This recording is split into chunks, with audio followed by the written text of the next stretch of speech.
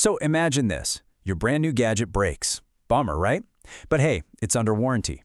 The company says, no problem, we'll send you a free replacement. Awesome. But then the delivery person shows up and hands you a bill for 86 bucks. How on earth does free cost you more than the product itself? Well, that's exactly the story we're getting into today. Let's just dive right into the heart of this puzzle.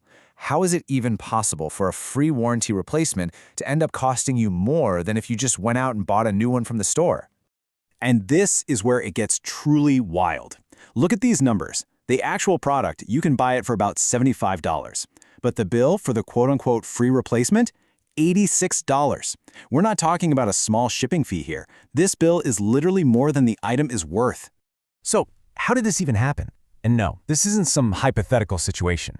This is a real story about a customer down in Chile whose computer part, a crucial solid-state drive, died on them. What should have been a simple replacement turned into an absolute mess. Let's walk through it. The process starts out just like you'd expect. Your tech fails, you go online, you fill out that warranty form, it's called an RMA, and the company ships you a new one.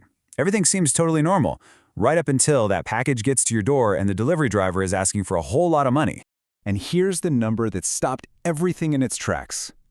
86,000 Chilean pesos. That's about 86 US dollars. This wasn't some delivery fee the customer knew about. Nope. This was a complete surprise customs bill.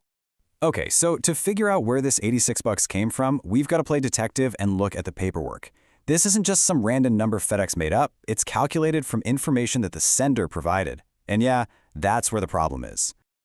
So the bill basically breaks down into two big pieces. You've got the official government import taxes, and then you've got this hefty fee from FedEx for, doing all the paperwork.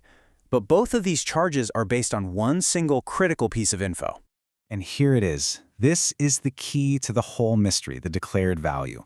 It's literally just the amount of money the sender writes on the customs form saying, this is what the stuff in the box is worth. And in this story, that one number is the source of this entire headache.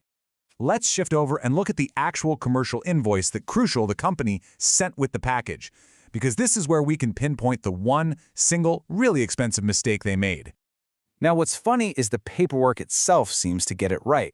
It says right there in big letters, free warranty replacement order, not for sale. You'd think that's pretty clear, right? Should be case closed. And yet, on that very same form, in the little box for the declared value, the company typed in $94.84. This sent a totally contradictory message to the customs agents. And here's the thing you have to understand about customs. Those agents, they follow the numbers. The little note saying not for sale is, well, it's just a note. But that $94 figure, that's a hard value they can tax. And that one number is what triggered all the government fees and all the courier fees which landed our customer with that $86 bill. So you might be thinking, well, maybe this is just the cost of doing business internationally. But nope, not at all. Turns out another big tech company, Corsair, handles this exact same situation for their customers in Chile totally differently. And, correctly. And I mean, just look at this. It's night and day. Crucial puts down a dollar amount. Corsair, on the other hand, just writes no commercial value, or simply puts a 0 on the form for a warranty item. The result?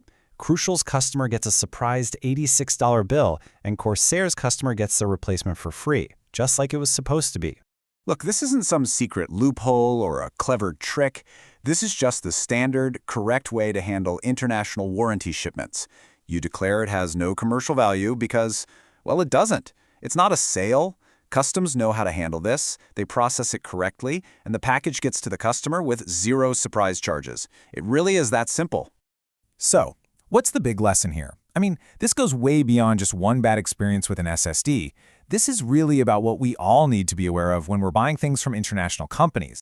So here's what you got to remember. A company's internal shipping policies can hit you directly in the wallet.